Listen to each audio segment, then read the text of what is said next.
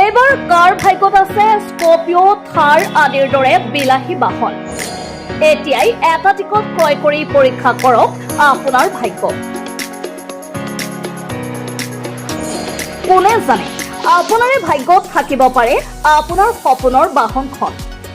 এইবাৰ শ্ৰী শ্ৰী ৰাধাকৃষ্ণ ও ভৈৰৱ শিৱ মন্দিৰৰ উন্নয়নৰ সাহায্যাৰ্থে শোণিতপুৰ জিলাৰ ১ নং জয়নগৰত হ'বলৈ গৈ আছে এখন সৰ্ববৃহৎ উপহাৰ কুপন খেল।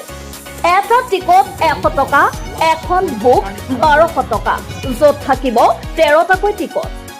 চিন্তাৰ কোনো কাৰণ নাই। এইখন খেল চৰকাৰ আৰু প্ৰশাসনৰ সম্পূৰ্ণ অনুমতিত অনুষ্ঠিত হ'বলৈ গৈ আছে। নিশ্চিন্ত মনে আমাৰ পৰা টিকট সংগ্ৰহ কৰক।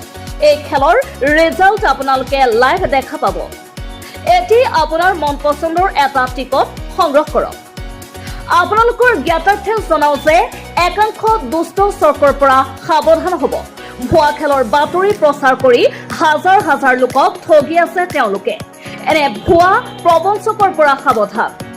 গতিকে আমাৰ সৈতে পোনপটীয়াকৈ যোগাযোগ কৰি নিশ্চিন্ত মনে টিকট ক্ৰয় কৰক।